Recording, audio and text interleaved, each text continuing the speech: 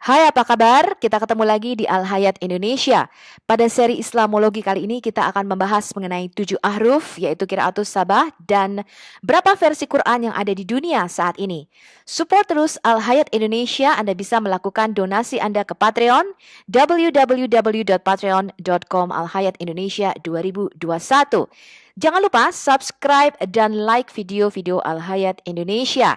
Anda boleh download, Anda boleh sebarkan, dan free untuk semua teman-teman di seluruh Indonesia.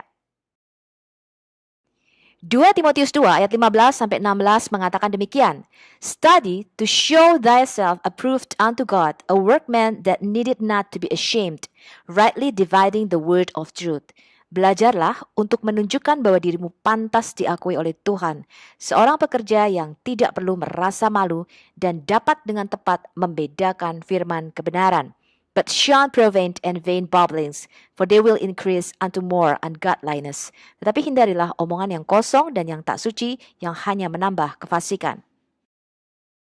Sekarang kita dengarkan dulu apa pendapat Yasir Kadi. Dia adalah seorang ahli ulumul Quran tentang topik ahruf dan qiraat. Who studies ulum al-Quran, that the most difficult topics are ahruf and qiraat, and the concept of ahruf and the reality of ahruf and the relationship of the Uthmanic Mus'haf with the ahruf and the preservation of the ahruf. Is it 1? Is it 3? Is it 7? And the relationship of the qiraat to the ahruf. This is a topic that when you're the beginning student of knowledge, you're like, what is all of this going on here? When you go a little bit more, you learn to simply memorize what your teachers say and regurgitate it out. And you don't fully comprehend. When you do a deep dive is when things get very, very awkward and difficult. And this isn't new. This is from the time of the Sahaba. This is not a joke, brothers and sisters. The issue of ahruf and qira'at caused confusion to somebody whom the Prophet ﷺ said, if you want to listen to the Quran directly, listen to Ubay. Ubay is not some even average Sahabi. He is the Qari of the Quran. He is the master. He is who he is. And he goes, فَدَخَلْ فِي نَفْسِي شَكْ. What is all of this stuff? Again, this is you're asking some very honest question. This is the first time I'm saying these things. Many people are aware who listen to my lectures that I've mentioned the crises that happened to me at Yale. This was the issue.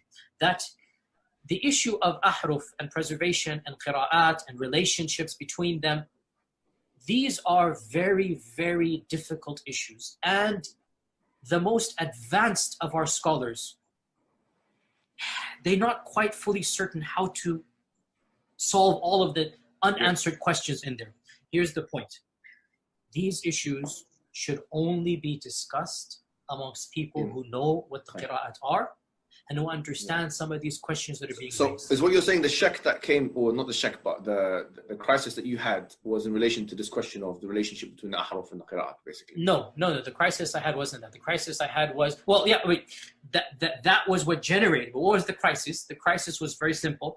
Traditional understandings of ahruf and qira'at cannot answer some of these pressing questions that are now being poked by our people outside of, by their academics outside of the faith tradition. You see, in a Muslim environment, there's always some respect that we have for the Quran. We should. In a Muslim environment, we'll press a little bit and then we'll say, okay, khalas, sami'na wa ata'na. And that's great, alhamdulillah. When you go to academia, they don't have that red line.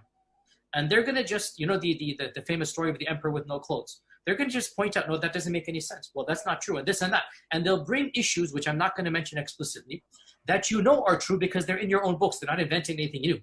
They'll bring you riwayat, and they'll bring you athar, and then you add to that very well-known issues of, I don't even want to be explicit. And then you bring on top of that makhtutat, and then. And it's very clear to you and to every single very advanced student and specialist that the standard narrative has holes in it. That's what I'm going to say.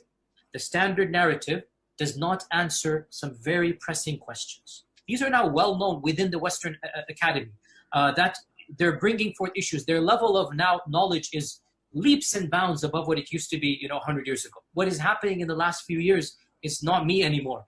It's the Western academics. These problems are now becoming mainstream. And by and large, our ulama in the Eastern world are not aware, by and large, of what's going on in the Western side of things. And they're not answering those questions in a manner that it needs to.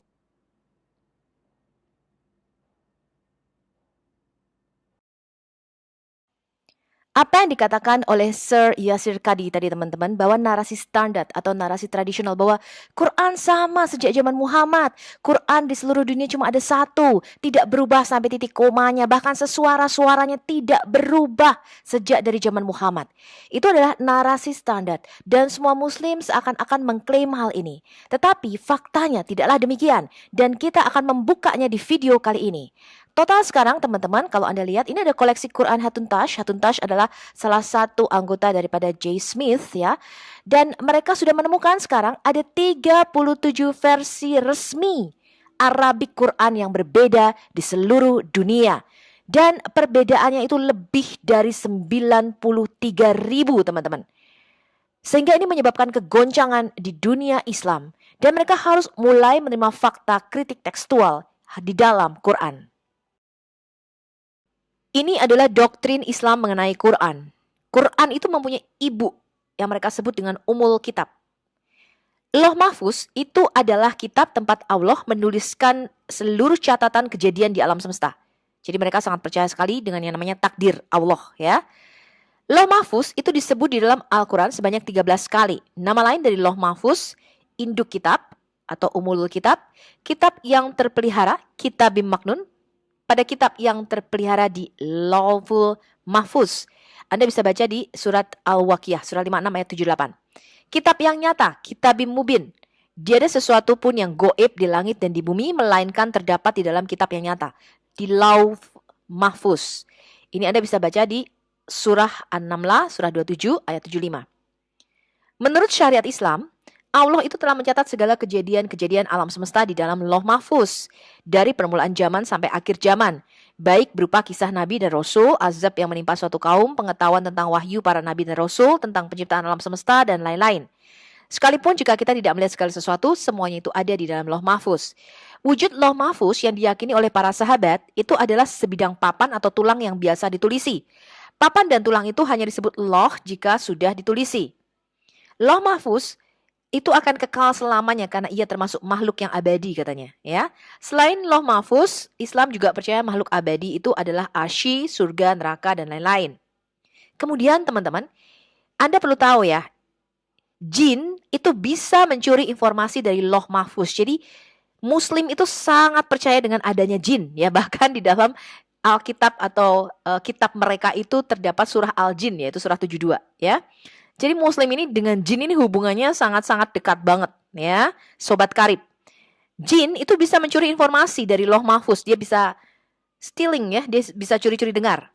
Dikatakan gini teman-teman, dan sesungguhnya kami telah menciptakan gugusan bintang-bintang di langit dan kami telah menghiasi langit itu bagi orang-orang yang memandangnya.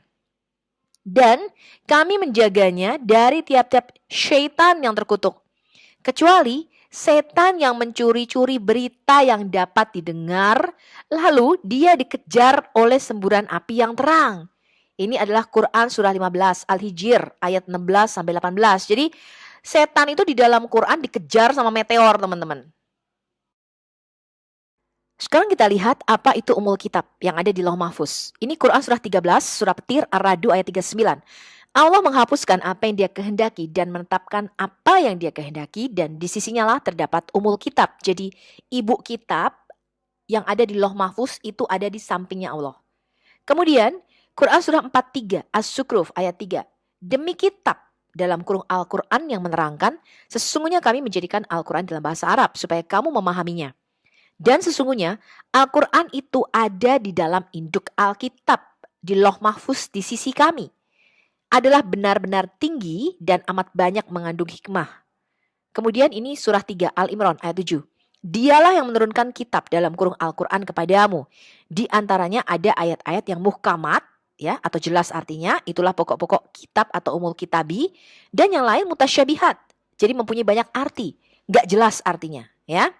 Jadi Muslim percaya Quran itu kekal dan tidak diciptakan, mempunyai ibu kitab yang disimpan di Lauh Mahfuz, dan ketika nuzulul Quran diturunkan ke Baitul Izzah yang kemarin kita sudah belajar ya, yang adalah ke langit pertama di dekat bumi. Kemudian dari situ ditartil sama Jibril. Ya, Quran dicicil, diturunkan selama hampir 23 tahun di Mekah dan Madinah. Jadi surah di dalam Quran kemarin kita sudah melihat dibagi menjadi ayat-ayat Makkiyah dan ayat-ayat Madaniyah. Kemudian, Quran diturunkan lewat perantaran Jibril. Ini merujuk pada buku Asy-Syakhsyiah Ar-Rasul, Muhammad Rawas Kalaji, ya, tahun 2008. Kemudian ada beberapa cara wahyu diturunkan kepada Muhammad katanya. Pertama, Jibril mendatangi langsung Nabi Muhammad dalam bentuk laki-laki yang sempurna. Suatu ketika, Jibril menemui Nabi Muhammad dengan mengenakan pakaian serba putih dan berambut hitam. Tidak ada seorang sahabat Nabi pun yang mengenalinya. Jibril kemudian katanya menyampaikan wahyu kepada Nabi Muhammad dengan cara bercakap-cakap dengannya. Kadang-kadang, Jibril mendatangi Nabi Muhammad dengan menyerupai seorang sahabat yang bernama Dahyah Al-Kalbi. Kedua, dalam bentuk suara bel atau lonceng yang gemerincing. Ini ada di hadis Sunan An-Nasai 4991, buku 47, hadis 7, volume 6, hadis 4994, dan Sunan An-Nasai 933, buku 11, hadis 58, volume 2, buku 11, hadis 934. Apa yang Muslim awam ketahui tentang Quran? Iman Islam itu tergantung pada kitabnya, Quran, dan pada nabinya Muhammad. Ini adalah klaim Islam. Yang pertama, Quran adalah kekal atau tidak diciptakan. Eternal uncreated. Berdasarkan surah Al-Buruj, surah gugusan bintang, surah 85 ayat 21-22. Bahkan dalam kurung yang didustakan mereka itu ialah Al-Quran yang mulia, yang tersimpan di lauh mahfuz. Jadi di dalam tablet yang kekal yang ada di surga. Jadi Quran atau firman Allah yang mereka percayai dalam bentuk buku atau kitab ini yang turun dalam malam nuzul Quran itu tidak diciptakan.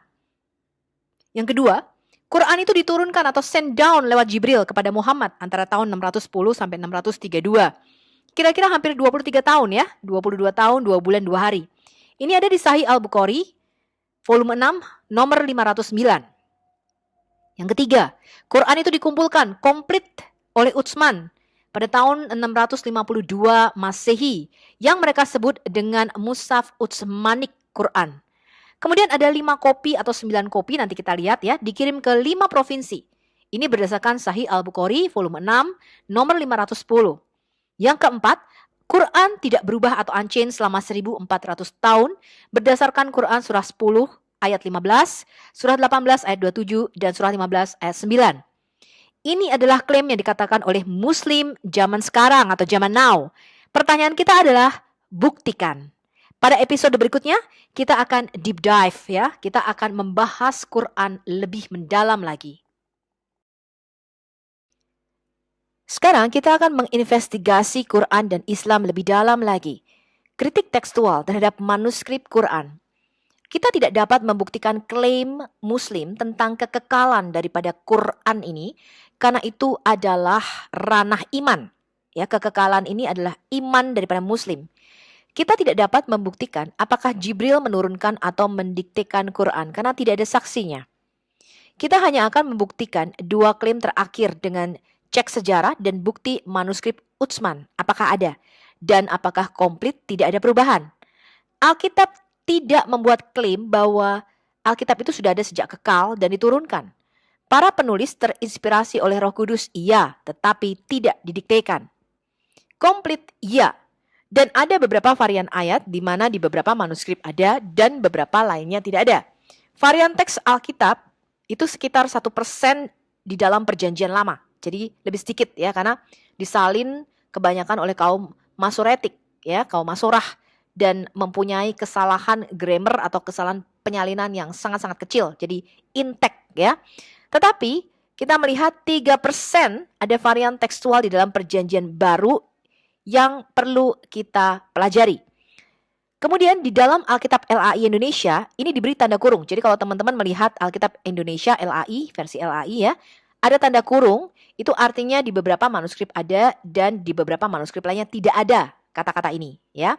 Nah, studi mengenai kritik teks ini namanya adalah textual criticism atau kritik tekstual terhadap manuskrip.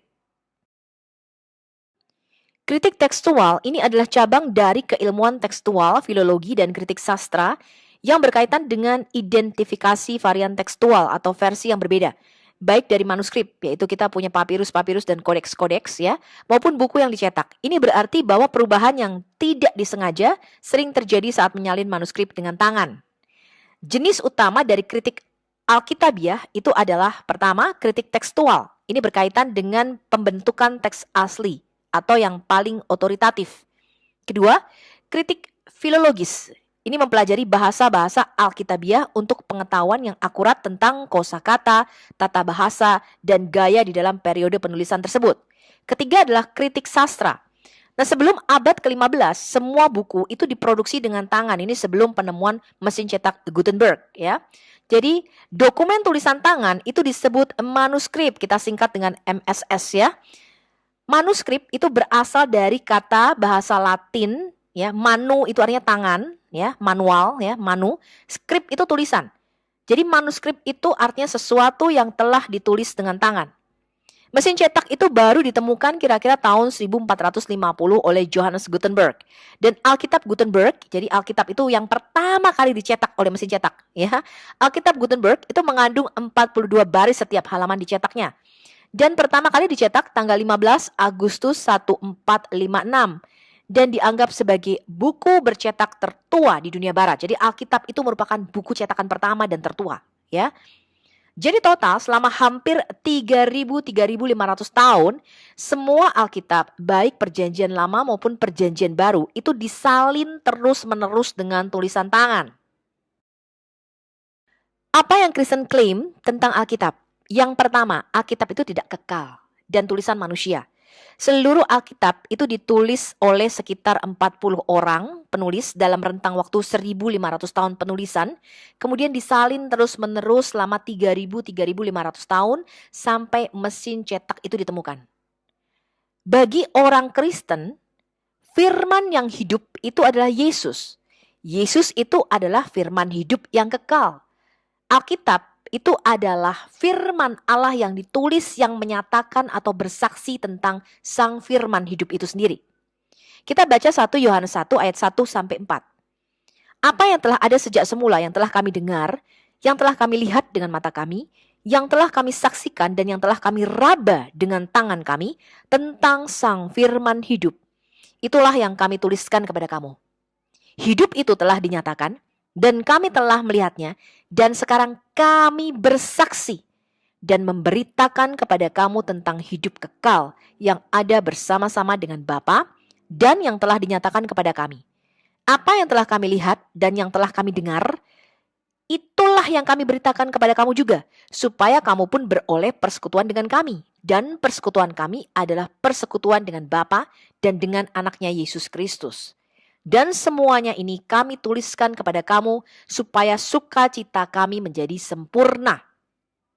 Jadi yang tidak berubah, yang kekal, itu adalah Yesus. Ibrani 13 ayat 8 mengatakan, Yesus Kristus tetap sama baik kemarin maupun hari ini dan sampai selama-lamanya. Dia tidak berubah. Ini yang kita percaya tentang firman. Yang kedua, Alkitab itu tidak diturunkan. Orang Kristen tidak pernah mengklaim ada kitab yang diturunkan, apalagi didiktekan, ya. Tetapi diinspirasikan oleh Roh Kudus, ya, dan tidak ditulis oleh Tuhan. Ya, Alkitab itu nulis manusia, ya. Ketiga, Alkitab itu komplit dan utuh dalam semua autografanya. Autografa ini adalah tulisan asli para penulisnya. Tapi sekarang kita sudah tidak punya lagi karena lapuk dimakan zaman, ya. Yang kita punya adalah apografa atau salinan-salinannya. Yang keempat, Alkitab mengalami perubahan di dalam apografanya. Yes, kita akui. Dan nanti kita belajar lebih dalam lagi di mana varian-varian tekstual di dalam Alkitab.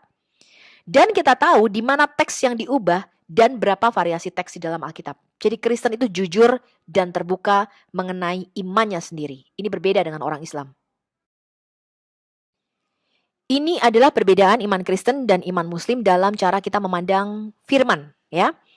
Firman itu kekal. Jadi iman Kristen dan Muslim juga percaya bahwa firman itu kekal. Tetapi di dalam Islam sendiri ada dua aliran, teman-teman, ya. Kalau Anda menganut aliran Mu'tazilah, maka Anda mengatakan firman itu tidak kekal gitu ya. Firman itu makhluk gitu ya. Tetapi kalau kita melihat mayoritas Sunni, yaitu aliran Ahli Sunnah wal Jamaah, mereka akan mengatakan bahwa firman itu kekal, ada di Lauh Mahfuz, ya, adanya di sisi Allah, ya, dan bukan ciptaan, ya. Nah, bagi iman Kristen, firman itu bukan A, I, U, E, O, bukan gelombang suara. Firman itu bukan udara yang masuk lewat lubang hidung, menggetarkan pita suara lalu keluar lewat mulut. Itu bukan firman, teman-teman, ya. Nah, firman itu adalah logos. Artinya kecerdasan ilahi, hikmat ilahi, akal budi ilahi, pikirannya Allah sendiri. Sesuatu yang di dalam diri Allah yang tidak terpisahkan dari Allah. Ya, dan itu kekal, teman-teman. Ya, kebayang nggak Allah nggak punya logos, Allah nggak punya pikiran. Ya, bego dong Allah. Ya, Allah nggak punya firman. Jadi firman itu bukan kata-kata ya, bukan suara a i u e o, bukan. Nah, firman yang ada di dalam diri Allah yang disebut logos ini itu disebut Yesus ya, atau sang firman itu sendiri. Yesus itu gelarnya adalah hologos atau sang firman itu. Nah, hakikat ilahi yang satu dengan Allah di dalam diri Allah inilah yang nuzul atau menjelma menjadi manusia. Ya, dikatakan hologos itu menjadi daging atau logos itu menjadi manusia. Itulah Yesus Kristus. Kemudian di dalam iman Kristen, firman itu ada di dalam Allah. Firman itu selalu bersama-sama dengan Allah dan firman itu adalah Allah sendiri. Tetapi di dalam iman Muslim, firman itu berada di Lauh Mahfuz, berupa tulang atau batu yang disebut ibu kitab, adanya di sampingnya Allah. Kemudian di dalam iman Kristen, firman itu nuzul menjadi daging atau menjadi sark atau menjadi manusia. Di dalam iman Islam, ya, firman itu nuzul jadi buku di dalam bulan Ramadan pada malam Lailatul Qadar, yaitu malam nuzulul Quran. Nah, inilah yang harus dipahami. Jadi, kalau teman-teman mau berdebat dengan Islam atau dengan Muslim, Anda harus memahami prinsip ini dulu. Bahwa Yesus itu adalah logos atau firman-Nya Allah atau kalamullah. Sehingga Yesus itu tidak bisa disejajarkan dengan Muhammad. Karena Muhammad ini hanya pembawa firman, sama seperti Maryam di dalam iman Kristen, pembawa sang firman. Ya, jadi kalau Kristen percaya firman nuzul jadi manusia, Islam percaya firman nuzul jadi buku, jadi kitab. Ya, nah inilah perbedaannya. Jadi Yesus tidak sejajar dengan Muhammad, tetapi Yesus itu harus ditaruh di level sejajar dengan Quran. Ya, itu baru komparasi yang bagus, ya, komparasi yang fair. Kemudian firman yang seorang pribadi ketika di dunia ini bernama Yeshua HaMashiach, ya, atau Isa Al-Masih yang dikenal di dalam Islam. Di dalam iman Islam, firman itu adalah sebuah buku yang disebut Al-Quran. Jadi sama teman-teman, Yeshua itu mempunyai dua kodrat, ya, ketika dia nuzul masuk ke dalam dimensi yang lebih rendah. Kodratnya adalah ilahi, kamil bil Allahud, sebagai sang firman yang kekal satu dengan Allah. Tapi dia juga mempunyai kodrat insani, kamil bil al-nasud, sebagai manusia. Jadi Yesus itu ya ilahi ya manusia. Nah, Quran itu juga mempunyai dua kodrat. Kalam nafsi, kodim, ya, kekal, sifatnya kodim, tidak diciptakan. Dan kalam lafsi, fana, ya, atau diciptakan. Jadi itu bukunya, ya, firman yang keluar, ya. Quran itu ya firman Tuhan yang ada di kalam yang di dalam Tuhan, tapi juga merupakan kitab atau buku. Nah, sekarang kalau Muslim mengatakan kemanusiaan sang firman Yeshua itu bisa mati, bisa lapar, bisa haus, bisa lelah, tapi tidak bisa sakit dan berdosa karena dia adalah ilahi itu sendiri, ya, benihnya ilahi. Dikatakan di dalam Alkitab kita, dia yang dibunuh dalam keadaannya sebagai manusia. Jadi kalau ditanya kenapa Tuhan kok mati? Tuhan kok bisa mati sih katanya, ya? Karena kita harus menjelaskan hal ini kepada umat Muslim, teman-teman. Ya, dia yang dibunuh dalam keadaannya sebagai manusia tetapi yang dibangkitkan menurut roh, 1 Petrus 3 ayat 18. Jadi yang dibunuh itu adalah tubuhnya Yeshua. Yesus yang dalam rupa Allah tidak menganggap kesetaraan dengan Allah sebagai milik yang harus dipertahankan, melainkan telah mengosongkan dirinya atau merendahkan dirinya dan mengambil rupa hamba, mengambil rupa manusia dan menjadi sama seperti kita. Ini Filipi 2, ya. Nah, Quran itu juga bukunya bisa sobek, terbakar, kena air, terendam, rusak. Tapi sebagai kalamullah tentu saja Islam percaya tidak mungkin akan rusak karena itu adalah firman yang kekal. Kita lihat dulu Yesus sebagai firman atau kalamnya Allah. Ya, kalamullah. Quran surah 3 Al-Imran ayat 39. Kemudian malaikat Jibril mendatangi Zakaria atau memanggil Zakaria sedang dia tengah berdiri melakukan sholat di mihrab. Ya, jadi Zakaria sholatnya di masjid. Aneh sekali ya. Padahal Zakaria ini adanya di bait suci yang ada di Yerusalem, ya. Sesungguhnya katanya Allah menggembirakan kamu dengan kelahiran seorang putramu, ya, Yahya, yang membenarkan kalimat dari Allah. Siapa itu kalimat yang datang dari Allah? Yesus. Yesus disebut kalamullah, ya, menjadi panutan, kemudian menahan diri dari nafsu dan seorang nabi termasuk keturunan orang-orang saleh. Kalimat Allah yang ada di Al-Imran ayat 39 ini adalah Isa putra Maryam. Kita lihat nih, ini Al-Imran surah 3 ayat 45. Ingatlah ketika malaikat berkata, "Hai Maryam, sesungguhnya Allah menggembirakan kamu dengan kelahiran seorang putra, ya, katanya yang diciptakan, dengan kalimat yang datang daripadanya. Dengan kelahiran seorang putra yang diciptakan ini tidak ada di dalam Al-Quran, teman-teman. Jadi Muslim itu menambah-nambahi supaya kelihatan Yesus itu diciptakan. Tetapi kata asli daripada surah 3 ayat 45 ini adalah demikian. Hai Maryam, sesungguhnya Allah menggembirakan kamu dengan kalimat daripadanya atau kalamullah. Namanya adalah Al-Masih Isa putra Maryam. Jadi kalamnya Allah itu seorang pribadi punya nama. Ya, belum lahir aja dia sudah punya nama. Namanya Al-Masih. Ya, Isa Al-Masih. Seorang terkemuka di dunia dan di akhirat dan termasuk orang-orang yang didekatkan dalam kurung kepada Allah. Kita lihat nih, An-Nisa ya surah 4 ayat 171. Wahai ahli kitab, ya ini katanya bicara mengenai ayat yang menentang Trinitas. Ya, kita lihat. Janganlah kamu melampaui batas dalam agamamu dan janganlah kamu mengatakan terhadap Allah kecuali yang benar. Sesungguhnya Al-Masih Isa putra Maryam itu adalah siapa Al-Masih? Utusan Allah. Jadi manusia ya, dia utusan Allah, ya, seorang rasul, seorang nabi. Tetapi apa? Dan kalimatnya yang disampaikannya kepada Maryam, kalimat yang diturunkan kepada Maryam, ya. Kalimat yang alqoha ila Maryam. Kemudian umat Islam menambah ini dalam kurung yang diciptakan dengan. Kenapa begini teman-teman? Karena mereka takut kalau umat Islam ini tahu yang sebenarnya pada murtad semua. Ya. Jadi Isa itu adalah pertama utusannya Allah, rasul dan nabi, manusia, seorang manusia. Kemudian kalimatnya sendiri, kalamullah yang diturunkan ke dalam rahimnya Maryam. Dan apa? Dan rohnya, rohullah. Ditambah lagi dengan tiupan katanya. Ya. Nah, gelarnya Isa di hadits Anas bin Malik halaman 72 itu adalah rohullah dan kalimatullah. Ya, jadi gelarnya Isa itu adalah kalamullah dan rohullah. Ya. Kemudian surah Maryam, ini Quran surah 19 ayat 34. Itulah Isa putra Maryam. Terjemahan yang benar bukan mengatakan perkataan yang benar, ya. Jadi itulah Isa putra Maryam, kalau di dalam Quran dikatakan yang mengatakan perkataan yang benar, bukan.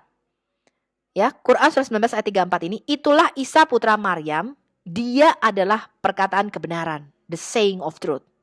Yang mereka berbantah-bantahan dengan kebenarannya. Jadi Isa itu adalah kalamullah itu sendiri, kalimat kebenaran itu sendiri. Ya, Yesus itu disebut apa? Akal al-haq, a saying of the truth. Ya, al-haq itu artinya the truth means God, artinya Tuhan itu sendiri. Ya, that is Jesus, son of Mary, a saying of truth. Ya, akal al-haq. Ya, Quran surah 19 ayat 34. Sekarang kita lihat nih, pernyataan bahwa Isa itu adalah kalimatnya Allah itu juga diakui oleh Muhammad. Hal ini dapat kita baca pada hadis yang dituliskan oleh Sahih Bukhari 1496 dan hadis Anas bin Malik halaman 72. Isa itu sesungguhnya roh Allah dan kalamullah. Ini adalah perkataan Muhammad. Kita lihat nih, ini At-Taubah ya surah 9 ayat 40. Maka Allah menurunkan keterangannya kepada dalam kurung Muhammad dan membantunya dengan tentara yang kamu tidak melihatnya, dan Al-Quran menjadikan orang-orang kafir itulah yang rendah dan kalimat Allah itulah yang tinggi. Allah Maha Perkasa lagi Maha Bijaksana. He made the word of the faithless the lowest and the word of Allah is the highest. Jadi kalimat Allah, Isa itu sendiri, itu sangat tinggi. Makanya dikatakan sangat tinggi kedudukannya, terkemuka di dunia dan di akhirat. Kita lihat, ini Quran surah Luqman, surah 31 ayat 27. Dan seandainya pohon-pohon di bumi menjadi pena dan laut, ya, atau dalam kurung menjadi tinta, ditambahkan kepadanya 7 laut lagi sesudah dikeringkannya, niscaya tidak akan habis-habisnya kalimat Allah. Sesungguhnya Allah Maha Perkasa lagi Maha Bijaksana. Jadi kalimat Allah atau firman Allah itu begitu luas, tidak terhitung, unmeasurable, ya. And if all the trees on the earth were pans, and the sea replenished with 7 more seas were ink, the words of Allah would not be spent. Artinya firman Tuhan itu kekal, tidak terbatas, tidak bisa dihitung, unmeasurable. Tuhan menempatkan firman-Nya di atas namanya sendiri. Ya, jadi kalau kita lihat ini adalah Mazmur 138 ayat 2. Dikatakan demikian. Di dalam Alkitab, Tuhan itu tidak terbatas kuasanya. Sampai dia berfirman. Ketika dia berfirman, maka firman itu menjadi hukum yang berkekuatan mengikat, mutlak dan kekal, tidak bisa dibatalkan. Bahkan Tuhan sendiri tidak bisa melanggar firman-Nya. Kita lihat dulu, ini adalah Mazmur 138 ayat 2, ini versi New King James Bible ya. I will worship toward your holy temple and praise your name for your loving kindness and your truth.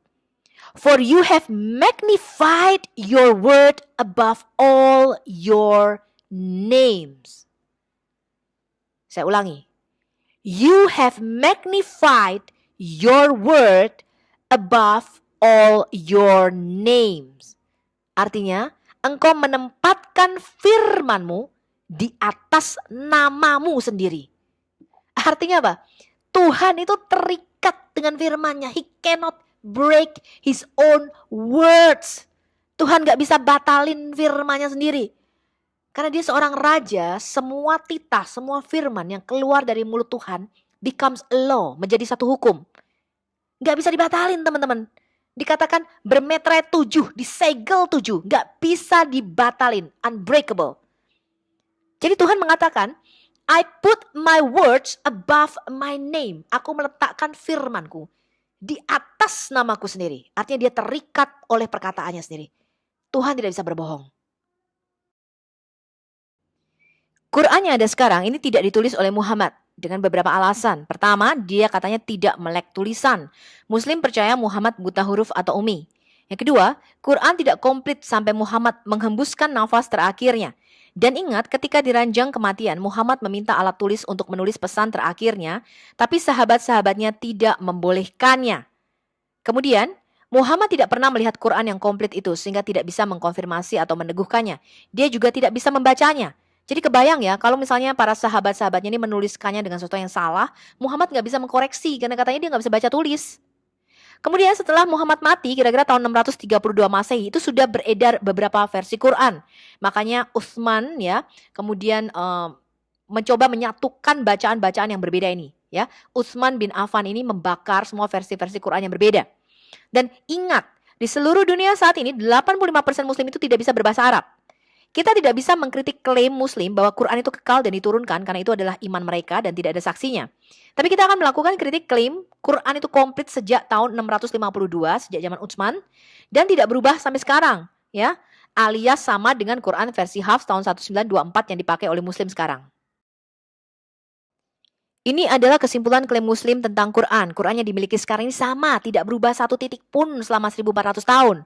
Quran yang dimiliki sekarang sama dengan apa yang ada di Lauh Mahfuz, di tablet yang kekal yang terjaga di sorga.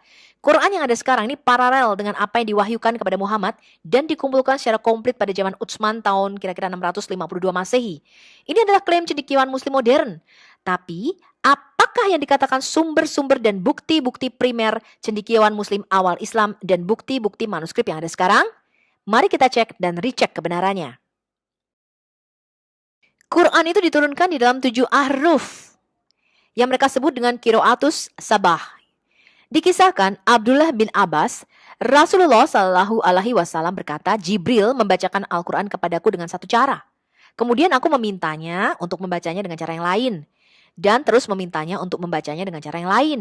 Dan dia membacanya dalam beberapa cara. Sampai dia akhirnya melafalkannya dalam 7 ahruf yang berbeda. Ini ada di Sahih Al-Bukhari 4991 buku 66 hadis 13, Inggris referensi volume 6 buku 61 hadis 513. Dikisahkan oleh Ibn Abbas, Rasulullah berkata, Jibril membacakan Al-Quran kepada saya dengan satu cara, dalam kurung dialek, dan saya terus memintanya untuk membacanya dengan cara yang berbeda sampai dia membacanya dengan 7 ahruf yang berbeda. Ini ada di Sahih Al-Bukhari 3219 buku 59 hadis 30 volume 4 buku 54 halaman 442. Kita lihat dulu nih, Ubay bin Ka'ab berkata, Nabi hadir di kolam Banu Ghifar. Jibril mendatanginya dan berkata, Allah telah memerintahkanmu untuk membuat umatmu membaca Quran dalam satu huruf. Dia, Nabi berkata, aku mohon ampun dan belas kasihan kepada Allah. Umatku tidak memiliki kemampuan untuk melakukannya. Kemudian Jibril datang lagi untuk kedua kalinya dan mengatakan kepadanya hal yang sama. Sampai dia mencapai hingga 7 ahruf. Akhirnya dia berkata, Allah telah memerintahkanmu untuk membuat umatmu membaca Al-Quran dalam 7 ahruf. Dengan cara apapun mereka membacanya itu benar. Ini ada di Sunan Nabi Dawud 1478, buku 8, hadis 63, Inggris referensi, buku 8, hadis 1473. Kita lihat teman-teman, apakah ini cerita yang dibuat-buat oleh Muhammad atau merupakan cerita yang nyata?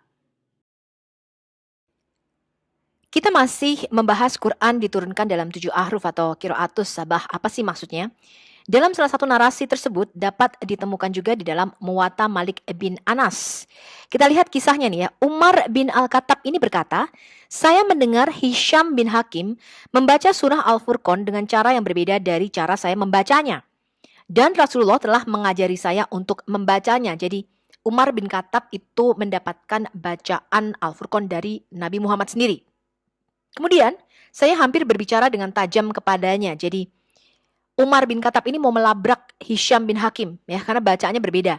Tetapi saya menunggu sampai dia selesai. Kemudian saya menangkap jubahnya di leher dan saya membawanya ke Rasulullah. Saya berkata, Rasulullah, saya mendengar orang ini membacakan surah Al-Furqan dengan cara yang berbeda dari yang Anda ajarkan kepada saya untuk melafalkannya. Rasulullah menyuruhnya untuk membacanya. Dia kemudian melafalkannya dengan cara saya mendengar dia melafalkannya. Rasulullah berkata, demikianlah itu diturunkan. Jadi Nabi Muhammad berkata, ya benar begitu, ya. Dia kemudian berkata kepada saya, sekarang kamu baca, ya. Saya melafalkan surah Al-Furqan itu, ya. Kemudian Muhammad berkata, ya itu diturunkan juga demikian. Jadi dia berkata, Al-Quran diturunkan dalam 7 ahruf yang berbeda. Jadi bacalah sesuai dengan apa yang paling mudah. Jadi Muhammad mengatakan, gak apa-apa, kamu benar, kamu juga benar, gitu ya. Ya, ini referensinya ada di Sunan Abi Dawud 1475, buku 8, hadis 60. Inggris referensi, buku 8, hadis 1470. Kemudian Sahih Al-Bukhari 4992, buku 66, hadis 14. Inggris referensinya, volume 6, buku 61, hadis 514.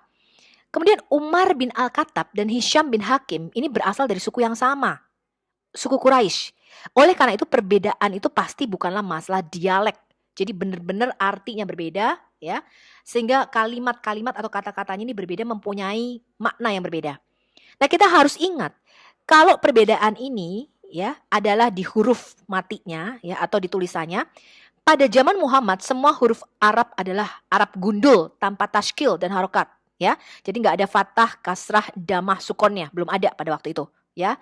Fathah, damah, kasrah, sukon ini baru ditambahkan pada zaman Al-Hajjaj bin Yusuf.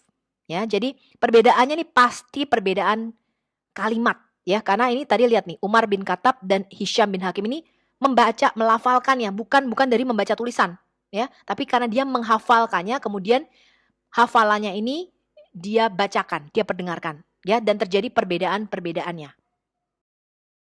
Sekarang kita lihat dulu kisah Ubay bin Ka'ab, ya, yang tadi Dr. Yasir Kadi mengatakan Ubay ini adalah the qari of the Quran atau master ahlinya Quran, ya, penghafal Quran. Ubay ini adalah orang yang mencatat dan menyusun Al-Quran di zaman Rasulullah Sallallahu Alaihi Wasallam. Imam Al-Bukhari meriwayatkan dengan sanadnya dari Qatadah, dia berkata, aku bertanya kepada Anas bin Malik, siapa yang mengumpulkan Al-Quran di masa Nabi? Anas menjawab, ada 4 orang, semuanya dari kalangan Ansor. Ubay bin Ka'ab, Mu'adz bin Jabal, Sa'id bin Sabit, dan Abu Sa'id radhiyallahu anhu. Ini ada di hadis riwayat Al-Bukhari 5003. Dari Anas bin Malik, Rasulullah Shallallahu Alaihi Wasallam berkata, umatku yang paling penyayang terhadap yang lain adalah Abu Bakar. Yang paling kokoh dalam menjalankan perintah Allah adalah Umar. Yang paling jujur dan pemalu adalah Utsman. Yang paling mengetahui halal dan haram adalah Mu'adz bin Jabal. Yang paling mengetahui ilmu faraid ya atau pembagian harta warisan adalah Sa'id bin Sabit.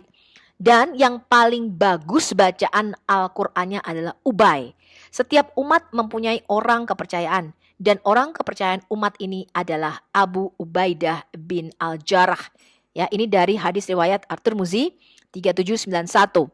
Kemudian Rasulullah Shallallahu Alaihi Wasallam mengakui luasnya ilmu daripada Ubay bin Ka'ab ini. Di dalam Sahih Muslim terdapat sebuah hadis dari Ubay bin Ka'ab. Dia berkata, Rasulullah Shallallahu Alaihi Wasallam bertanya, wahai Abu Al-Munsir, tahukah engkau satu ayat yang paling agung di dalam kitabullah yang kau hafal? Ubay menjawab, Allah dan Rasulnya lah yang lebih mengetahui. Wahai Abu Al-Munsir, tahukah engkau satu ayat yang paling agung dalam kitabullah yang kau hafal? Rasulullah ingin Ubay menjawabnya. Aku menjawab, Allahu la ilaha illa huwa al-hayyu al-qayyum. Allah dialah yang tidak ada sesembahan selain dia, yang maha hidup dan terus-menerus mengurusi makhluknya. Kemudian Rasulullah menerapkan tangannya di dadaku dan mengatakan, demi Allah semoga dadamu dipenuhi dengan ilmu, wahai Abu Munsir. Ini adalah hadis riwayat Muslim 810. Kelompok narasi kedua menjelaskan bagaimana ahruf ini mencakup substitusi kata-kata. Jadi ada penggantian atau ada perbedaan kata-kata ya secara lebih rinci. Termasuk sebuah hadis di Musannaf Abdul Ar-Razzaq. Ini mengutip perkataan dari Ubay bin Ka'ab. Saya tidak setuju dengan salah satu teman saya tentang beberapa ayat. Jadi kami pergi ke Rasulullah tentang hal itu. Dia berkata, bacalah Ubay. Dan saya melakukannya. Kemudian dia berkata kepada orang lain, bacalah. Dan dia juga melakukannya. Nabi berkata, kalian berdua benar dan benar. Jadi Muhammad mengatakan, kamu benar, kamu juga benar katanya. Aku berkata, Ubay nih ya, Ubay bin Ka'ab, loh kita tidak bisa dong keduanya benar dan benar. Ya, kemudian Nabi mendorong saya di dada. Ya, mendorong dengan keras nih ya. Dafa'u fi sadri katanya ya, dan berkata, Al-Quran diturunkan kepada saya dan saya ditanya menurut satu atau dua syal. Kemudian saya berkata menurut dua. Saya kemudian ditanya menurut dua syal atau tiga. Saya berkata menurut tiga. Ini berlangsung sampai kami mencapai 7 syal. Semuanya dapat diterima selama kamu tidak mencampurkan ayat belas kasihan dengan ayat hukuman, atau ayat hukuman dengan ayat belas kasihan. Jika ayat itu diakhiri dengan Azizun Hakim, perkasa dan bijaksana, dan kamu mengatakan Sami'un Alim, yang maha mendengar dan maha mengetahui, maka katanya ya nggak apa-apa gitu ya. Allah maha mendengar dan maha mengetahui. Jadi kalau kita lihat di sini ya, Azizun Hakim dan Sami'un Alim ini benar-benar dua kata yang berbeda. Jadi perbedaannya itu benar-benar kalimat ya teman-teman kalau kita lihat dari sini. Ya, bukan cuma sekedar a i u e o-nya. Perbedaannya itu kalimat. Ya. Jadi Muhammad berkata nggak apa-apa kalau kamu membacanya dengan Azizun Hakim, yang lain membacanya dengan Sami'un Alim, nggak apa-apa. Allah maha mendengar dan maha melihat katanya, ya maha mengetahui. Ya, Ubay bin Ka'ab ini adalah salah satu juru tulis Muhammad. Dia mempunyai mushaf sendiri dan penghafal Quran yang paling fasih. Persoalan ahruf dan qiraat ini bukan sesuatu yang main-main. Dan seorang seperti Ubay bin Ka'ab, ya penghafal paling fasih Quran mengatakan, di dalam hatiku masuk keraguan mengenai Islam yang aku tidak pernah rasakan tentang Islam sejak dari zaman sebelum Islam atau zaman jahiliyah. Ya katanya perbedaan bacaan ini dia bilang, "Loh kok bisa sih? Ini aneh gitu ya. Masa diturunkan dalam tujuh hafalan yang berbeda katanya. Kalau ini benar-benar dari Jibril ya atau dari Tuhan." Ini adalah pernyataan Ubay bin Ka'ab di dalam hadits sahih tentang ahruf dan qiraat. Telah menceritakan kepada kami Yahya bin Sa'id dari Humaid, dari Anas, dari Ubay bin Ka'ab. Dia berkata, tidak ada yang menggusarkan dadaku semenjak keislamanku kecuali aku membaca ayat. Lalu ada orang lain membacanya namun tidak sebagaimana bacaanku. Kami lalu mendatangi Nabi Shallallahu Alaihi Wasallam. Aku bertanya, tolong bacakan untukku ayat ini dan itu. Kemudian beliau bersabda, ya. Lalu laki-laki lain juga berkata, engkau bacakan juga padaku ayat ini dan ini. Beliau menjawab, ya. Jibril telah mendatangiku dari sebelah kanan dan Mikail dari sebelah kiri. Lalu Jibril berkata, bacalah Al-Quran dengan satu dialek. Lalu Mikail berkata, mintalah tambahan. Hingga akhirnya menjadi 7 dialek. Semuanya sempurna dan mencukupi. Sekarang dialek. Kalau kita bicara dialek teman-teman, yang namanya misalnya orang Madura, orang Jawa, orang Sunda, orang Batak, itu punya dialeknya sendiri. Dan itu namanya lidah, teman-teman, gak bisa diubah. Jadi kalau Muhammad ini suku Quraisy, tentu dia hanya punya satu dialek. Mana mungkin misalnya nih orang Batak punya dialek orang Jawa. Gak bisa teman-teman. Ya. Telah menceritakan kepada kami, Abdullah telah menceritakan kepada kami, Muhammad bin Abu Bakar al-Muqaddami telah menceritakan kepada kami, Bishar bin Mufadal telah menceritakan kepada kami, Humaid, dia berkata, Anas berkata, Ubay pernah mengatakan, tidak sesuatu pun yang masuk atau mengusik hatiku semenjak aku masuk Islam. Lalu ia menyebutkan makna hadis Ubay dari Yahya bin Sa'id. Ya, artinya apa? Ketika ada orang membaca ayat-ayat yang berbeda. Ya, telah menceritakan kepada kami, Abdullah telah menceritakan kepada kami, Suwaid bin Sa'id telah menceritakan kepada kami, Mutamir dari Humaid, dari Anas, dari Ubay bin Ka'ab, dia berkata, tidak ada sesuatu pun yang masuk atau mengusik hatiku semenjak aku masuk Islam. Ya, lalu dia menyebutkan hadis ini secara makna. Jadi ada banyak hadis-hadis yang menyebutkan Ubay bin Ka'ab ini mulai ragu-ragu tentang Islam. kok begitu ya? Aneh nih, kayaknya ada something yang fishy. Ada sesuatu yang mencurigakan. Kenapa Muhammad berkata, "Ya kamu benar, kamu juga benar, nggak apa-apa. Pokoknya asal ayat-ayat belas kasihan sama ayat-ayat rajam itu nggak keliru," katanya. Ya, ayat-ayat hukuman nggak keliru katanya. It's okay, kamu terserah ya. Nah ini kan aneh kalau dia mengatakan ini bacaan dari Allah. Mana yang benar?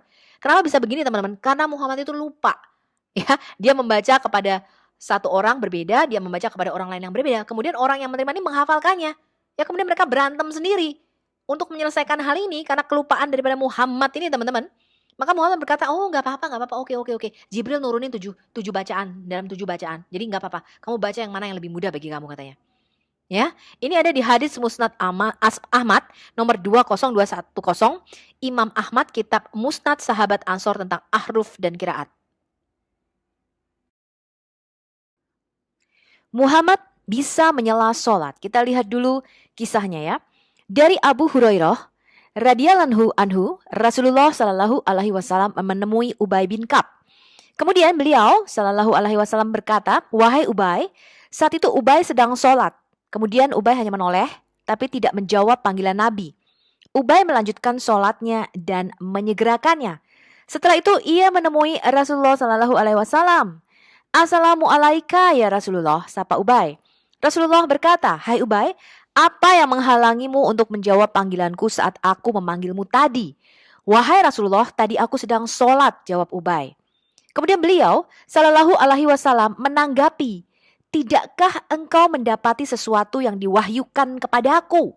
Penuhilah seruan Allah dan seruan Rasul apabila Rasul menyeru kamu kepada sesuatu yang memberi kehidupan kepada kamu." Quran Surah Al-Anfal ayat 24. Jadi Muhammad menggunakan ayat yang keluar dari mulutnya sendiri dengan mengatakan bahwa kalau aku memanggilmu itu sama saja Allah sedang memanggilmu. Kemudian, "Iya," kata Ubay, "aku telah mengetahuinya. Aku tidak akan mengulanginya lagi, insya Allah," janji Ubay. Ini ada di Sunan At-Tirmizi, kitab Fadail Quran, juz 5, nomor 2875. Imam Al-Bukhari di dalam kitab sahihnya meriwayatkan sebuah hadis Rasulullah Shallallahu alaihi wasallam. "Pelajarilah Al-Quran dari 4 orang, Abdullah bin Mas'ud, Ubay bin Ka'ab, Mu'adz bin Jabal, dan Salim Maula Abi Hudzaifah." Nama Ubay bin Ka'ab ini bersanding dengan 3 sahabat lainnya sebagai ahli atau the qari of the Quran. Jadi kita lihat di sini bahwa Muhammad itu mendudukkan dirinya di tempat yang sama dengan Allah. Sekarang kita lihat apa sih maksudnya 7 ahruf dan qiraat. Ahruf itu ada perbedaan teks, ya, jadi perbedaan hurufnya. Qiraat itu adalah perbedaan pronunciation atau cara bacanya, ya, atau pembacaan pelafalannya. Kita lihat dulu, ini dikisahkan oleh Ibn Mas'ud. "Saya mendengar seseorang membaca ayat Al-Quran dengan cara tertentu. Dan saya telah mendengar Nabi melafalkan ayat yang sama dengan cara yang berbeda."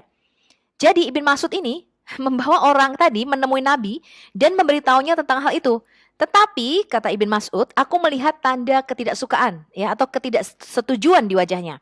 Kemudian dia berkata, "Kalian berdua benar, jadi jangan berbeda. Untuk bangsa-bangsa sebelum kalian berbeda, jadi mereka dihancurkan." Ini ada di Sahih Al-Bukhari volume 4, buku 56, nomor 682. Jadi sahabat Muhammad itu menghafal Quran dengan berbeda-beda. Ya, tadi kita lihat Ubay bin Ka'ab, Ibn Mas'ud, Umar bin Khattab. Jadi hal ini, perbedaan-perbedaan Quran ini sudah ada sejak zaman Nabi Muhammad. Tadi kita melihat Yasir Qadhi sudah mengatakan demikian. Nah teman-teman, kalau memang perbedaan-perbedaan itu menyebabkan terpecah-pecah, harusnya Muhammad pada waktu itu menyatakan mana yang benar. Sehingga pada waktu itu dinyatakan satu bacaan yang benar, bukan dia membiarkan bacaan yang berbeda-beda. Lalu Muhammad mengatakan, "Ya udah pokoknya kamu benar semua deh, nggak usah ribut," katanya. Ya. Nah, adapun apa yang dimaksud dengan ke-7 ahruf itu banyak sekali perbedaan pendapat. Contohnya nih, Ibn Qutaibah itu mencatat 35 pendapat tentang masalah ini. Jadi mereka berselisih paham. Sebenarnya perbedaan bacaan ini apa? Tapi kalau kita lihat tadi, memang betul-betul kata-kata itu berbeda, teman-teman. Ya, cuman mirip-mirip bunyi akhirannya seperti sajak, tetapi benar-benar arti dan kata-katanya itu beda, kalimatnya itu beda. Ya. Kemudian As-Suyuti itu mencatat lebih dari 40 pendapat ya mengenai apa sih maksudnya ahruf dan qiraat ini. Kemudian Ibn Sadan, ya, itu seorang ahli tata bahasa dan pelafal Al-Quran yang terkenal, bahkan menyatakan makna sebenarnya dari ahruf itu hanya diketahui oleh Allah. Dan dengan demikian upaya untuk menyelidiki masalah ini adalah sia-sia katanya. Ya. Dan ini Anda bisa dapatkan dari bukunya Yashir Qadhi, Abu Ammar Yashir Qadhi, An Introduction to the Sciences of the Quran, halaman 175. Jadi Muhammad itu mengizinkan 7 ahruf, 7 bacaan yang berbeda.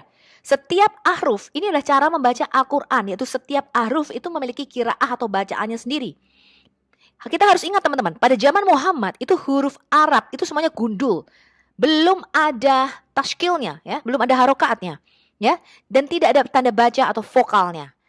Tanda baca atau vokal A, I, U, E, O-nya itu baru ditambahkan pada zaman Gubernur Al-Hajjaj bin Yusuf. Nanti kita lihat ya. Sekarang kita lihat doktrin Islam teman-teman. Allah Subhanahu wa Ta'ala itu bisa membuat lupa firman-Nya sendiri. Jadi Allah itu tidak bisa menjaga firman-Nya. Kita lihat Al-Baqarah ayat 106. Ayat yang kami batalkan, nasakkan atau kami hilangkan dari ingatan, pasti kami ganti atau kami mansukkan dengan yang lebih baik atau yang sebanding, mirip, serupa ya dengannya. Tidakkah kamu tahu bahwa Allah Maha Kuasa atas segala sesuatu? Nanti kita lihat apa sebabnya Muhammad mengatakan ayat ini. Sekarang kita lihat Quran surah 16, An-Nahl ayat 101. Dan apabila kami mengganti suatu ayat dengan ayat yang lain, dan Allah lebih mengetahui apa yang diturunkannya, mereka berkata, sesungguhnya engkau Muhammad hanya mengada-ngada saja. Sebenarnya kebanyakan mereka tidak mengetahui. Sekarang kita lihat, ini surat Al-A'la, surat 87 ayat 6-7. Kami akan membacakan Al-Quran kepadamu Muhammad, sehingga engkau tidak akan lupa, kecuali jika Allah menghendaki.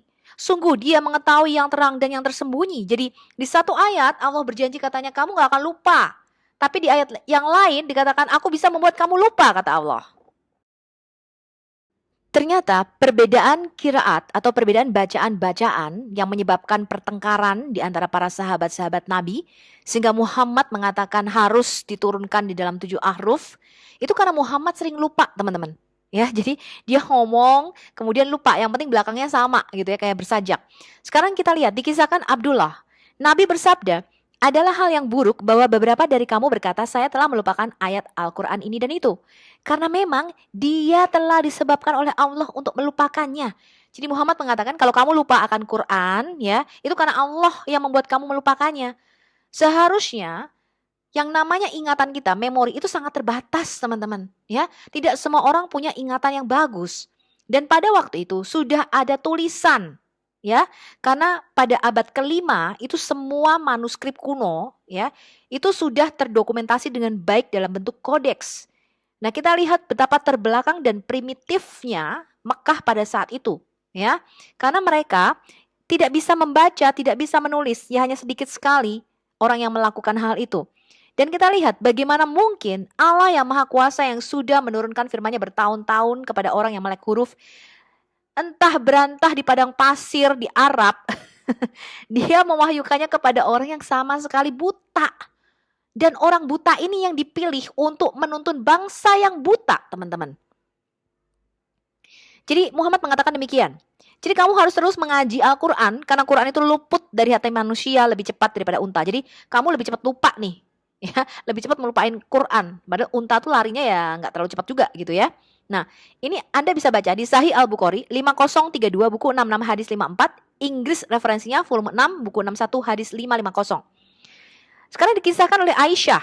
Nabi mendengar seorang pria membaca Al-Quran di masjid dan berkata, semoga Allah menganugerahkan rahmatnya kepadanya karena dia telah mengingatkan saya tentang ayat ini dan itu dari surat ini dan itu. Ini ada di Sahih Al-Bukhari 5037 buku 66 hadis 60, Inggris referensinya volume 6 buku 61 hadis 556. Dikisahkan juga oleh Aisyah, Rasulullah mendengar seorang pria membaca Al-Quran di malam hari dan berkata, semoga Allah melimpahkan rahmatnya kepadanya karena dia telah mengingatkan saya pada ayat ini dan ayat itu dari surat ini dan surat itu yang saya disebabkan untuk melupakannya. Ini ada di Sahih Al-Bukhari 5038 buku 66 hadis 62. Inggris referensinya volume 6 buku 61 hadis 558. Anda lihat ini ada mirip-mirip dari dua hadis ini ya. Cuman kalau kita menengok ya teman-teman, inilah yang namanya pelafalan ya, ingatan dari mulut ke mulut. Ini enggak sama ya. Yang satu mengatakan di malam hari, yang satu mengatakan di masjid. Kenapa bisa begini teman-teman? Kalau kita lihat ini udah 200 tahun nih. Hadis ini udah 200 tahun terus menerus. Karena pada waktu 200 tahun itu sudah ada masjid. Tetapi pada zaman Muhammad tuh enggak ada teman-teman. Ya. Karena inilah ada perubahan-perubahan di dalam hadis-hadis ini. Kita melihat di sini lemahnya ingatan manusia dan tidak mungkin bisa melafalkan dengan benar. Allah Subhanahu wa taala bisa membuat lupa firman-Nya. Diceritakan oleh Ibn Mas'ud. Utusan Allah mengucapkan doa dan ketika dia mengatakan taslim atau salam dia ditanya, "Wahai utusan Allah, apakah ada sesuatu yang baru terjadi pada sholat?" Dia bertanya, "Apa itu?" Mereka berkata, "Kamu telah berdoa begitu banyak dan begitu banyak rakaat." Dia Ibn Mas'ud berkata, dia kemudian menekuk kakinya menghadap ke kiblat dan membuat 2 sujud dan kemudian mengatakan taslim atau salam. Kemudian dia menghadap kami dan berkata, "Jika sesuatu yang baru diperkenalkan kepada sholat, saya akan memberitahu kalian. Tetapi saya adalah manusia seperti kalian. Saya lupa sama seperti kalian lupa. Jadi jika saya lupa, ingatkan saya. Dan jika ada di antara kalian yang ragu dengan sholatnya, dia harus bertindak berdasarkan apa yang menurutnya benar. Dan menyelesaikan doanya dalam hal itu. Dan kemudian dia harus membuat 2 sujud. Ini ada di Bulugh Al-Maryam, buku 2 hadis 234, Sunan An-Nasai 1244, buku 13 hadis 66, volume 2 buku 13 hadis 1245, Kitab Hadis Sumber Fikih oleh Ibn Hajar Al-Asqalani. Diriwayatkan oleh Abdullah bin Mas'ud, Muhammad berkata, "Saya hanya seorang manusia dan saya lupa sama seperti kalian. Jadi ketika saya lupa ingatkan saya." Ini ada di Sunan Abu Daud, buku 3 nomor 1015, juga Sahih Al-Bukhari, volume 1 buku 8 nomor 394. Padahal tadi kita baca di Al-Ala ya surah 87 ayat 6-7, "Kami akan membacakan Al-Qur'an kepadamu sehingga engkau tidak akan lupa kecuali jika Allah menghendakinya," katanya. Ya. Jadi kalau sebenarnya Muhammad mengakui saja dengan jujur, "Iya, aku lupa. Yang benar bacaannya seperti ini." Tapi karena dia sudah mengklaim ini didiktekan dari Allah, ya, didiktekan dari Jibril dan itu tidak mungkin berubah. Ya, dia kebingungan menjawab perbedaan-perbedaan ini. Dia lupa gitu loh. Ya, tadinya ngomong sama si sahabatnya pelafalannya begini, kemudian dia lupa, besoknya dia beda lagi nih bacaan Qur'annya. Ya, sehingga untuk mengatasi ini karena dia sudah membuat statement ini dibacakan oleh Jibril, ya, lalu dia mencari cara gimana nih caranya nih, ya. Kemudian Muhammad mengatakan, "Oke, nggak apa-apa, karena Jibril juga membacakan kepadaku dengan 7 cara yang berbeda-beda," katanya. And this doesn't make sense. Ini hanya bisa dilakukan oleh orang-orang primitif, ya, di tengah-tengah padang Arab pasir Mekah, teman-teman. Tapi kalau sekarang ada seorang nabi seperti ini, ya, kemudian dia mengatakan, "Oh ya, Jibril membacakan kepadaku 7 ahruf," kita akan ketawa, teman-teman.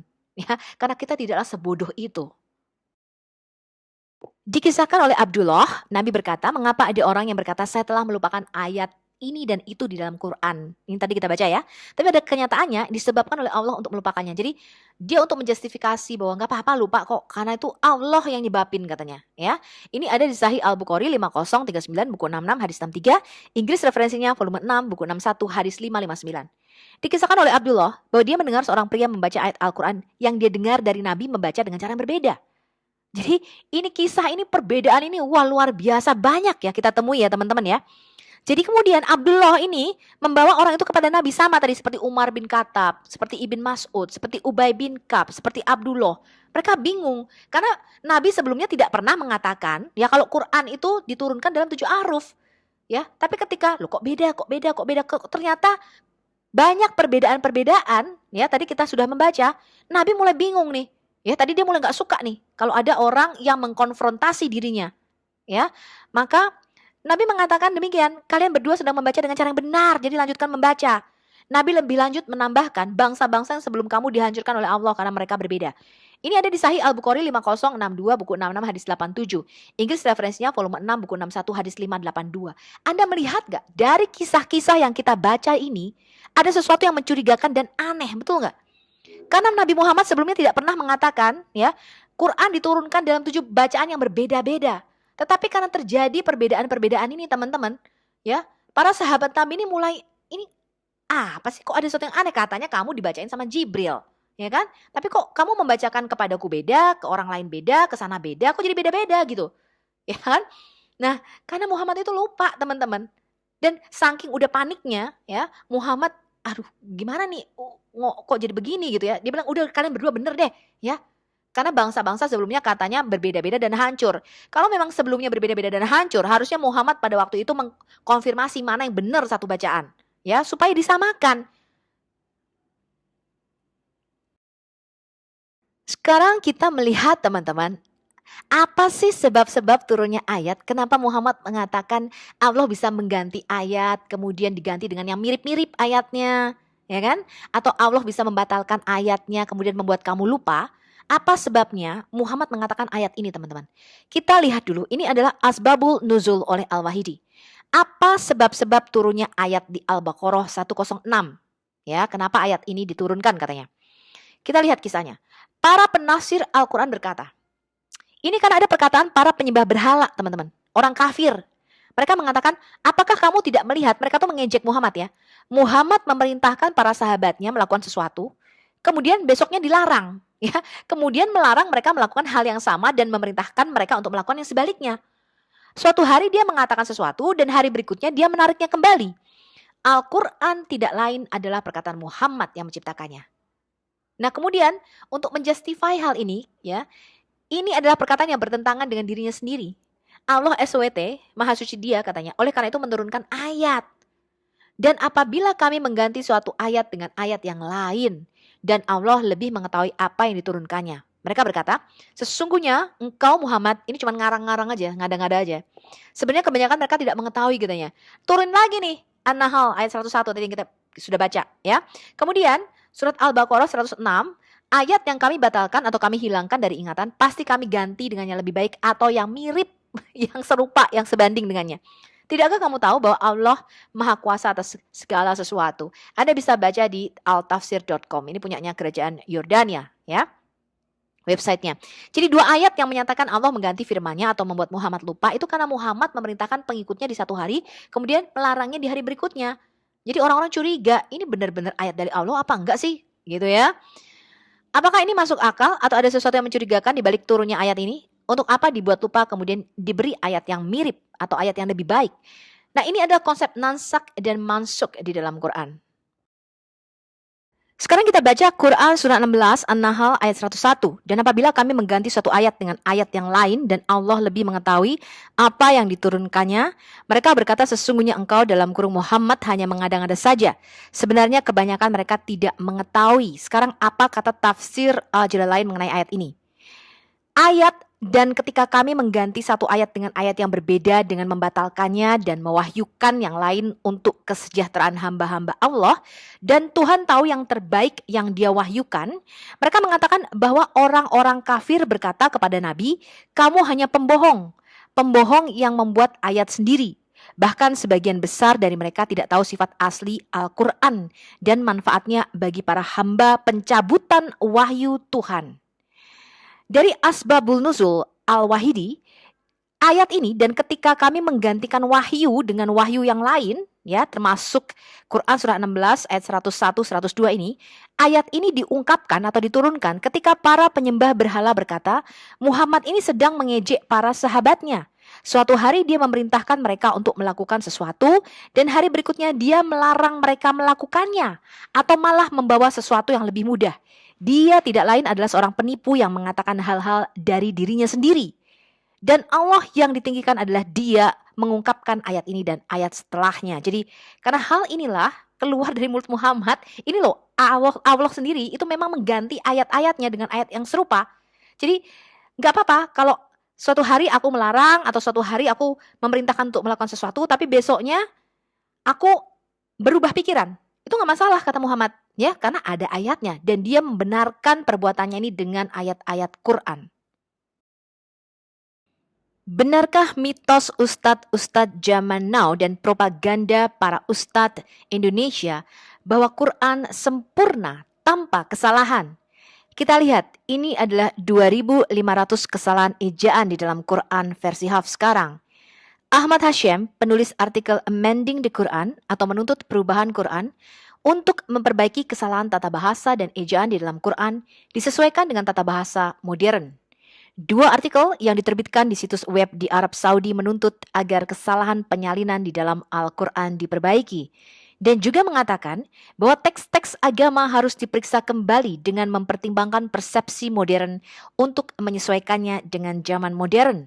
Artikel-artikel tersebut satu diterbitkan pada Januari 2020, dan yang lainnya pada bulan Juli telah memberikan saran agar Quran lebih mudah dibaca. Hal ini dilaporkan di situs website Memri, sebuah artikel yang diterbitkan 10 Januari 2020 oleh jurnalis Saudi Ahmad Hashem di situs Saudi Opinions menunjukkan bahwa Al-Quran seperti yang dikenal saat ini ditulis setelah masa Nabi pada periode Khalifah ketiga Utsman bin Affan, memerintah dari tahun 644-656 Masehi, menggunakan skrip Utsman yang dinamai menurut namanya. Karena sistem penulisan ini adalah penemuan manusia, kata Hashem, tidak ada alasan untuk mensucikannya seperti yang dilakukan banyak muslim. Bahkan katanya, sudah waktunya untuk memperbaiki sekitar 2.500 kesalahan ejaan dan tata bahasa yang dibuat oleh juru tulis pada periode itu, dan tetap menjadi bagian dari teks Al-Quran hingga hari ini. Dia menyajikan banyak contoh kesalahan ejaan di dalam Quran dan menyerukan untuk menulis ulang kata-kata Quran dalam bentuk standar masa kini, sehingga membuat teks lebih mudah dibaca untuk muslim saat ini dan lebih benar secara linguistik. Artikel kedua diterbitkan pada 20 Juli 2020 di situs web liberal Saudi Alaf oleh Jadis Gulisada, seorang penulis dan analis politik asal Kurdi Irak dan editor majalah Irak Baghdad. Dia mencatat bahwa selama pandemi coronavirus, untuk pertama kalinya dalam sejarah Islam, perubahan dilakukan pada bentuk ibadah Islam. Ketika umat Islam diizinkan untuk menjaga jarak fisik satu sama lain selama sholat, alih-alih berdoa di dalam barisan, sebagaimana Quran menginstruksikannya. Ini katanya menunjukkan bahwa ada ruang untuk fleksibilitas dalam Islam dan bahwa fleksibilitas yang sama dapat diterapkan pada teks-teks Islam yang harus dikaji ulang dan disesuaikan dengan persepsi modern sehingga bermanfaat bagi umat Islam dan umat manusia pada umumnya. Menyebutkan artikel Ahmad Hashem, dia juga berpendapat bahwa tidak rasional memperlakukan tulisan Utsmani dalam Quran sebagai suci dan menyajikan contoh kesalahan lebih lanjut yang muncul dalam Quran selain yang disajikan oleh Hashem. Dia menyerukan untuk menerbitkan Al-Quran versi perubahan menggunakan ejaan modern, karena dalam bentuknya yang sekarang tidak cocok untuk bangsa muslim di dunia modern dan terutama untuk non-Arab, dan menyatakan bahwa tugas ini harus dilakukan oleh Arab Saudi, khususnya oleh raja dan putra mahkotanya. Hal ini menimbulkan protes di mana-mana, teman-teman. Perlu dicatat bahwa artikel Gulisada telah dihapus dari situs web Elab, menyusul reaksi marah di media sosial dari pengguna yang menuduh Saudi dan khususnya pemimpin redaksi Elab Othman Al-Omeir atas penghinaan terhadap Quran. Misalnya, akademisi Kuwait Dr. Ahmad Al-Daidi mentweeted, situs Elab disutradarai oleh jurnalis Saudi Othman Al-Omeir menyerukan untuk menulis ulang Quran untuk memperbaiki kesalahan besar dari tulisan Utsmani. Apakah penghinaan mereka telah mencapai titiknya merusak kitab Allah? Akun Twitter menuju kebebasan yang dikenal mengkritik rezim Saudi menyatakan, makalah Elab dikelola oleh Othman Al-Omeir, teman dekat Raja Salman dan seorang penasehat putra mahkota Muhammad bin Salman, menuntut untuk menulis ulang Quran dan memeriksa kembali prinsip-prinsip syariah Islam. Satu-satunya yang tersisa adalah mengembalikan berhala ke Ka'bah. Dalam artikelnya pada 10 Januari 2020 berjudul Amending the Quran atau menuntut perubahan Quran, jurnalis Saudi Ahmad Hashem menulis Al-Quran seperti yang kita tahu ditulis selama periode Khalifah ketiga Utsman bin Affan menggunakan aksara Utsmani yang dikenal menurut namanya. Kebanyakan muslim percaya bahwa versi Al-Quran ini yang ditulis pada tahun ke-37 setelah hijrah, ketika penyusunan Al-Quran selesai dan telah diturunkan dari generasi ke generasi sampai hari ini adalah suci dan tidak boleh diubah. Namun, Al-Quran dalam bentuknya yang sekarang mengandung kesalahan ejaan, sintaksis, dan tata bahasa. Diperkirakan ada sekitar 2.500 kesalahan seperti itu. Kesalahan ini dibuat oleh panitia yang bertugas menyusun Al-Quran dan termasuk penambahan atau penghilangan huruf dalam beberapa kata atau penggantian satu huruf dengan huruf lainnya. Misalnya, dalam surah 68 ayat 6, muncul kata bi'aihkumu, siapa di antara kamu? Bukan bi'aihkum. Dengan kata lain, tambahan ya telah ditambahkan. Dalam surat 25 ayat 4, kata za'o muncul, bukannya za'o atau za'o. Tulisannya seperti itu. Dengan kata lain, alif pada akhiran jamak maskulin wa itu hilang. Kemudian dalam surat 28 ayat 9, kata wanita, emratu, muncul bukan emraatun. Dalam 54 contoh, nama Ibrahim muncul sebagai Abraham. Menghilangkan huruf Y. Dan kata surga, samawatun, langit, ditulis dengan cara ini hanya sekali. Sedangkan dalam 189 contoh lainnya muncul kata smutu, ini salah ejaan, ya, tanpa huruf alif. Kata Quran itu muncul 68 kali tanpa huruf alif.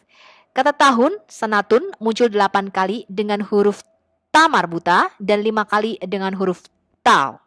Jadi ini adalah beberapa contoh kesalahan ejaan, sintaksis, dan tata bahasa yang dikatakan oleh jurnalis Arab Saudi Ahmad Hashim. Kesalahan manuskrip Utsmani dibahas dalam sebuah artikel berjudul Amending the Quran oleh penulis Saudi Ahmad Hashim yang menunjukkan berdasarkan teks Quran bahwa juru tulis Nabi membuat kesalahan ketika mereka menuliskannya. Contoh lebih lanjut ayat-ayat Al-Quran yang tidak menunjukkan kesesuaian antara aksara Utsmani dan aksara standar modern yang melibatkan penghilangan huruf alif adalah sebagai berikut. Penghilangan huruf alif misalnya dalam penulisan Al-Kutub bukannya Alkitab. Dan penghilangan huruf nun. Seperti pada kata nji, kami akan menyelamatkan bukannya nunji. Ini salah secara tata bahasa. Kesalahan terbesar yang dibuat dalam naskah Utsmani 1400 tahun lalu menurut Ahmad Hashim adalah penulisan kata Beka bukannya Mekah dalam surah 3 ayat 86 yang mengatakan sesungguhnya rumah pertama yang didirikan untuk manusia adalah yang di Beka, diberkati dan petunjuk bagi alam. Kesalahan lain dibuat dalam ayat 55 dari Quran surah 22 yang berisi frase Akim Yaumin, hari yang tidak berguna, bukannya hari besar, Yaumin Azim.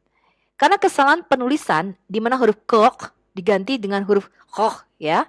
Selama 1500 tahun tidak ada otoritas kredibel yang berani menyerukan untuk mengkoreksi Beka menjadi Mekah dalam surah 3 ayat 86. Manuskrip Utsmani di mana Al-Quran ditulis dibentuk oleh beberapa sahabat Nabi dan beberapa anggota generasi berikutnya. Dan mereka pantas mendapatkan pujian atas upaya yang mereka lakukan katanya, sesuai dengan kemampuan mereka pada saat itu. Namun warisan yang mereka tinggalkan kepada kita dapat dikembangkan dan diubah jika ada alternatif yang lebih baik dan lebih nyaman. Seperti yang dilakukan di tahun-tahun berikutnya ketika tanda diakritikal, ini tashkil ya, dan tanda baca ditambahkan ke dalam teks Al-Quran. Kesalahan ejaan dan kesalahan lain yang terkandung di dalamnya dan sesuaikan dengan aturan bahasa dan tata bahasa Arab. Karena teks Al-Quran terbuka untuk perubahan apapun yang akan membuat kitab Allah ini lebih mudah dibaca oleh umat Islam dan secara bahasa lebih benar. Untuk semua alasan ini dan untuk menyajikan bentuk teks yang benar, bebas dari kesalahan dan ketidakjelasan adalah kewajiban kita. Untuk alasan ilmiah, rasional, agama, dan linguistik, untuk memeriksa kembali tulisan Utsmani dari Al-Quran dan menulis ulang dengan cara yang benar, untuk memperbaiki semua kesalahan tata bahasa yang muncul di dalam Al-Quran dan menghapus semua jejak kesalahan. Tugas ini jelas harus dilakukan oleh Arab Saudi, oleh Raja dan Putra Mahkotanya, terutama karena keduanya mendukung rencana dan proyek untuk memodernisasi negara dari setiap aspek ekonomi, sosial, budaya, agama, dan dalam hal pariwisata. Berpikir keadaannya sudah matang untuk menerima gagasan mencetak ulang Quran di dalam aksara modern tanpa kesalahan dan ketidakjelasan yang disebabkan oleh kesalahan ejaan kata-kata lebih dari 1400 tahun yang lalu. Akhirnya saya tekankan sekali lagi bahwa waktunya telah tiba untuk melihat teks-teks Islam, Kristen, dan Yahudi dari perspektif rasional dan logis. Sudah waktunya bagi pikiran manusia untuk menjadi hakim tertinggi dan membebaskan diri dari mistisisme dan irasionalitas, mengubah kesalahan tekstual dan ideologis yang ada dalam teks-teks agama karena kesalahan manusia dan karena keadaan atau sistem tulisan yang belum berkembang 1 atau 2000 tahun yang lalu. Selain itu, Kurdistan Irak dapat mendukung penerbitan edisi khusus Al-Quran untuk Muslim non-Arab yang akan mencegah mereka dari salah mengucapkan teks karena kurangnya keakraban dengan seluk-beluk bahasa Arab. Presiden Kurdistan Irak akan mendukung proyek ini mengingat pentingnya spiritual, ideologis, dan agama bagi dunia Islam. Buku semacam itu sebenarnya telah disiapkan oleh hamba Anda dengan rendah hati dan tersedia untuk diterbitkan. Seharusnya Presiden Irak bersedia untuk mendukungnya dan mencetaknya. Seruan atau permintaan untuk mengubah teks Al-Quran itu sudah pernah terjadi sebelumnya. Pada bulan April tahun 2015, mantan Menteri Wakaf Agama Yordania, Dr. Abdul Al-Aziz Al-Kayat, menerbitkan sebuah artikel di situs Dar Al-Ifta, di mana dia meninjau banyak kesalahan juru tulis dalam Quran dan menyerukan untuk memperbaikinya. 2 April 2015.